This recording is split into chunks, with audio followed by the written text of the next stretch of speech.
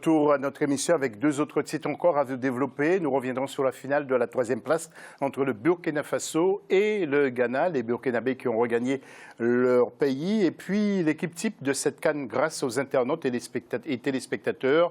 Réponse au cours de cette édition avec Gaël Onana. Notre plateau avec Elton Mokolo, journaliste sportif congolais qui reste avec nous. Bonsoir. Et puis nous avons nos éditos Mohamed Traoré qui nous a rejoint. Mohamed, bonsoir. Bonsoir José. Avec une superbe cravate, Mohamed. Oui.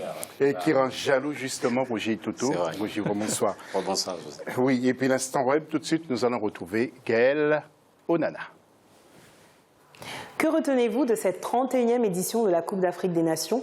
Quel bilan faites-vous de cette compétition? Vous pouvez réagir à ces différentes questions en nous rejoignant sur les réseaux sociaux avec le hashtag A24CAN 2017. Et n'oubliez pas de nous donner également votre équipe type. Je reviendrai en 3e partie de cette émission pour faire le débrief de toutes vos réactions. Et merci Gaël, que nous retrouvons deux fois encore donc dans la 3e partie de l'émission. Nous allons analyser le match entre l'équipe du Burkina Faso et le Ghana.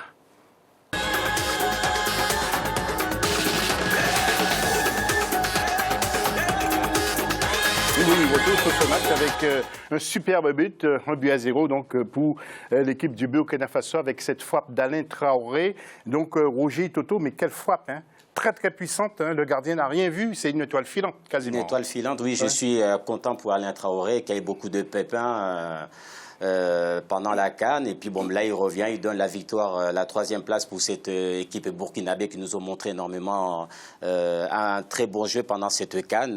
Donc très content pour lui, pour l'équipe burkinabé. Oui, Mohamed, les Burkinabés n'ont rien perdu en fait. Ils sont entre pays très heureux. Il y avait beaucoup de supporters. Nous aurons l'occasion de revoir les images sur Africa 24. Tout à fait. Mais ils sont très heureux. Hein, oui, ils sont très heureux quand on sait que tout le travail, la discipline qu'ils ont montré pendant cette Coupe d'Afrique, ils méritaient d'aller en finale. Des jeunes qui ont pu éclore, le jeune Kofi, le gardien par exemple, qui a fait une CAN extraordinaire. Et c'est mérité pour eux d'amener une médaille à la maison et de prouver encore une fois que le football burkinabé compte dans le football africain. Oui, alors c'est pas à dire que je suis contre qu'ils restent en Côte d'Ivoire, mais est-ce qu'il ne faudrait pas qu'ils partent, qu'ils viennent dans une équipe peut-être européenne, une plus grande équipe en fait, pour évoluer vu son âge? Je pense qu'il a montré suffisamment de choses pendant cette CAN-là pour pouvoir... Oui, tout à fait. Il a montré pas mal de choses pendant cette CAN-là pour taper dans l'œil de beaucoup de clubs européens de haut niveau. Ça va lui permettre de s'améliorer davantage pour le bien de l'équipe du Burkina. Oui, Burkina, Ghana, vous êtes un peu triste pour le Ghana, peut-être Elton, non? Pour le Ghana, c'était d'autant plus dur qu'il y a eu cette défaite face au Cameroun. Et donc, on a vu à travers la composition, où il y avait par exemple André Ayew qui a démarré sur le banc, il y avait clairement une démotivation pour le Ghana, l'impression d'être passé une nouvelle fois à côté de son destin, qui a fait que voilà, ce match pour la consolante n'avait pas la même signification qu'avait pour le Burkina Faso. Et il y a une génération aussi, parce que peut-être c'est la dernière CAN pour André Ayew, peut-être pour Jordan, Jordan va être là encore, mais pour André au moins, André va peut-être aussi passer la main, non? Pour André Ayew, c'est dur parce qu'il est là depuis 2008 et l'impression de passer en permanence à côté de l'histoire fait que voilà, il sera plus éternel. On parlait de la génération 89 qui avait gagné la Coupe du Monde des moins de 20 ans au Ghana. Elle n'arrive pas encore à concrétiser ses espoirs au plus haut niveau qui est la CAN. Et donc forcément, là au Cameroun, ça sera peut-être la dernière occasion et il va falloir la saisir. Oui, tout à fait. Et ça va pas être si évident que ça. Alors, Mohamed, on va commenter, on va rendre hommage aussi aux joueurs ghanéens comme les deux frères Ayew, bien sûr, hein, Jordan et André, que nous allons voir en image tout à l'heure. Il y a également John Boy, qui a fait un gros boulot aussi. Il y a Christian Tsou, Jonathan Mansa, ouais, et puis à Samoa, même s'il n'a pas beaucoup joué, mais au moins, bon, rendre hommage à cette équipe qui a été formidable aussi. Les Ghanéens, formidables. Et puis c'est la dernière fois qu'on verra Avram Grant à la CAN, parce qu'il va laisser cette équipe du Ghana. Hein. Oui, ça fait un moment qu'il est entraîneur de cette équipe-là. Je pense qu'il a donné le maximum de tout ce qu'il pouvait donner à l'équipe du Ghana. Ce qui est important, c'est que le Ghana est resté quand même au haut niveau, ils sont régulièrement qualifiés à la Coupe du Monde. À la CAN, ils ont toujours terminé dans les 4 premiers. Malheureusement pour le Ghana, c'est la 3e fois encore, ils perdent une demi-finale et ils perdent le match de la 3e place. C'était les 2 dernières fois, c'était contre le Mali. L'année, il y a 2 ans, ils ont perdu la finale. C'est comme une malédiction, malheureusement, pour cette équipe-là. Maintenant, c'est vrai qu'Asamoah Gyan, obligé, va quitter cette sélection-là. André Ayew, peut-être, je pense qu'il pourra jouer jusqu'en 2019 au Cameroun. Mais il y a une nouvelle génération qui va se baser sur les Jordan pour pouvoir continuer à construire cette équipe-là.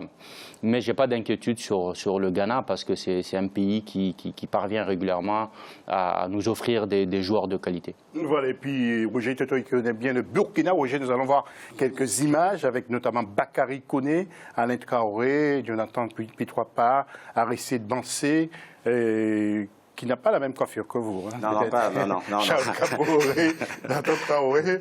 Et Yacouba Koulibaly. Un petit mot, mon cher Roger. Oui, vous savez que c'est une équipe expérimentée. La plupart ça fait 4 ans qu'ils sont ensemble. L'entraîneur qui connaît bien ses joueurs, ils l'ont démontré sur le terrain. Et un très bon football.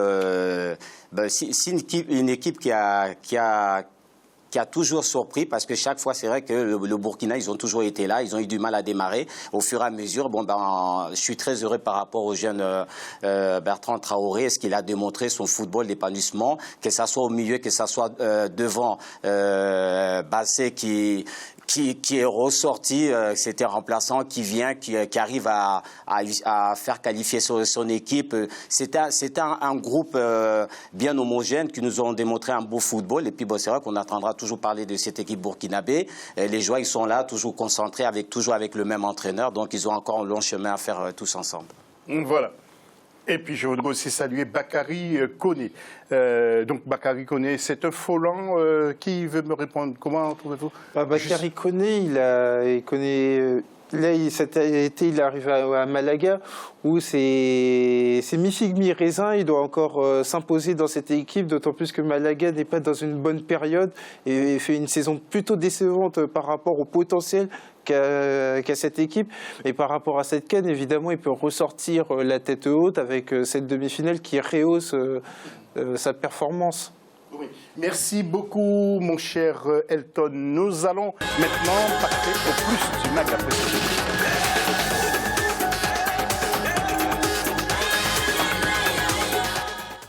Et comme vous le savez, ce dimanche 5 février, le rideau est tombé sur cette Coupe d'Afrique des Nations. Sur le plan organisationnel, la Guinée équatoriale a été critiquée par les spécialistes du football. Il s'agit surtout de la qualité des infrastructures, notamment avec les qualités des pelouses ou la qualité des pelouses, qui laisse à désirer des stades.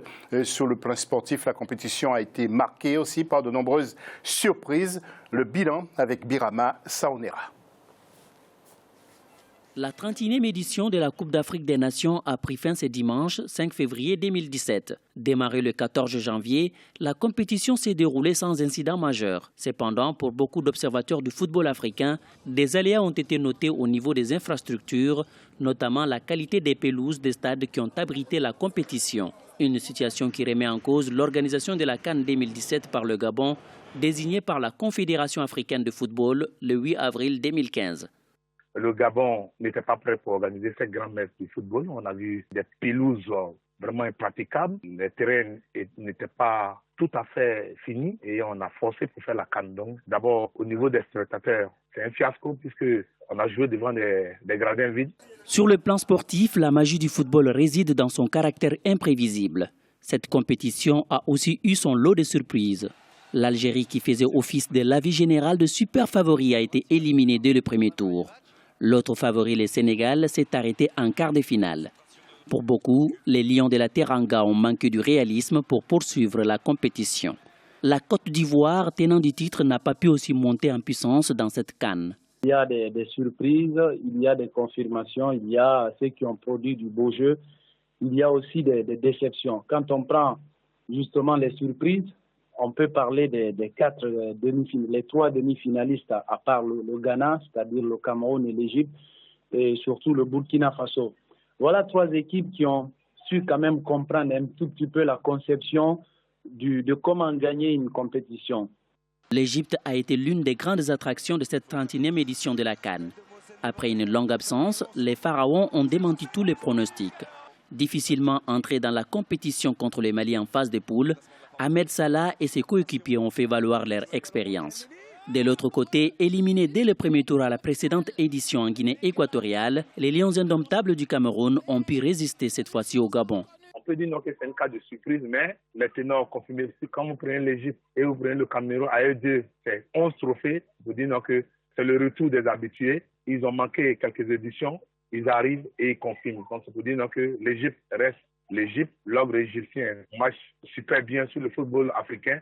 Et le Cameroun est derrière avec ses 4 trophées. Quadruple champion de cette Coupe d'Afrique des Nations, le Ghana a voulu rééditer l'exploit, mais les Pharaons d'Égypte lui ont barré la route.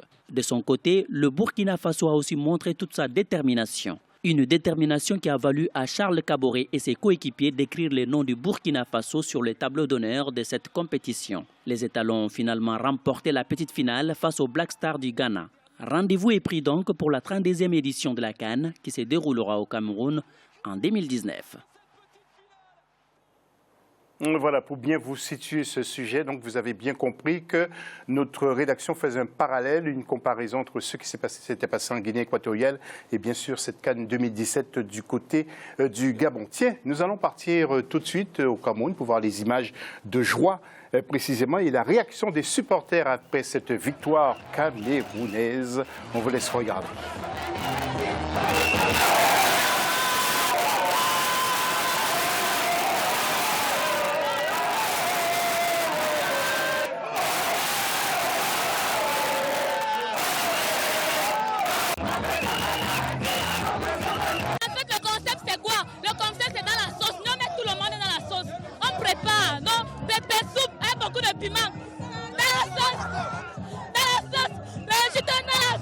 Oui, le Cameroun a brisé le signe indien. On a longtemps cherché à gagner ce match devant l'Égypte. Finalement, on a marié l'Égypte aujourd'hui. On a épuisé l'Égypte. L'Égypte qui nous a toujours menacé. Oh, il y a les Lions. Mon moment manque. Je suis débordé de joie.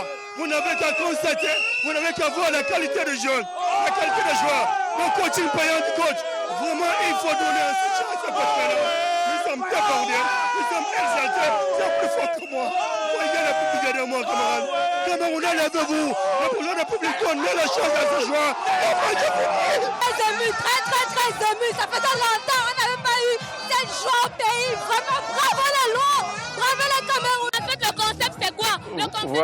Voilà, et vous allez en voir d'autres images. Roger Toto qui nous disait justement que ce soir, il aimerait être à Yaoundé. Ah oui, tout est gratuit, la grande fête. Non, fête avec tout le monde, c'est une joie. Le pays avait besoin de ça. Donc les filles, elles ont failli, elles ont raté, elles ont perdu en finale. Là, les hommes ont démontré. Donc non, c'est bien, je suis content pour le peuple camerounais. Donc ils viennent de loin. Quelle fête, c'est seulement sur Africa 24 aussi qu'on peut voir tout ça, hein, Mohamed, en instantané, victoire et juste après les images. Effectivement, on est au plus près, surtout avec les supporters, c'est ce qui compte, c'est l'avant-goût.